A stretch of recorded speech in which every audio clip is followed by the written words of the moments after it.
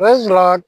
ఈరోజు మనం దేవుని సృష్టిలో ఒక భాగమైన కాకి కాకిని గురించి ఒక అద్భుతమైన పాఠం నేర్చుకున్నాం. ఈ సృష్టిలో అందరూ అసహించుకునేది కాకి, కానీ ఆ కాకి దేవుని సృష్టిలో కూడా ఒక భాగం.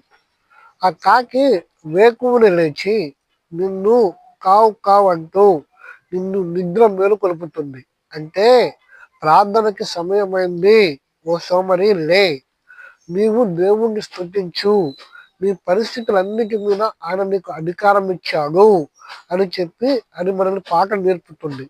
ఆ పాఠం నువ్వు నేర్చుకోకుండా నువ్వేం చేస్తున్నావు? పడక మీద సోమరిలాగా పడుకుంటున్నావు. రెండోది, కాకి అరిచినప్పుడు, తనకు శ్రమ వచ్చినప్పుడు అనేక పదుల కాకులు వస్తాయి, అంటే తనకు సపోర్ట్గా.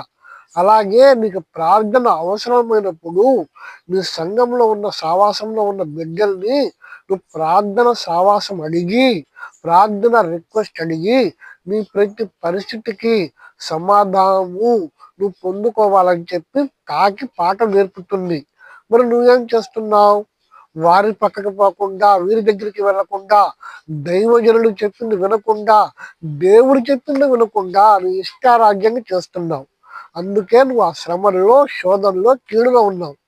వాటి నుంచి నువ్వు తప్పించబడాలంటే దేవుని చెప్పినట్టుగా ఆ కాకిని చూసి బుద్ధి తెచ్చుకో, దేవుని కొరకు వాడబడడం నేర్చుకో. వందనాలు.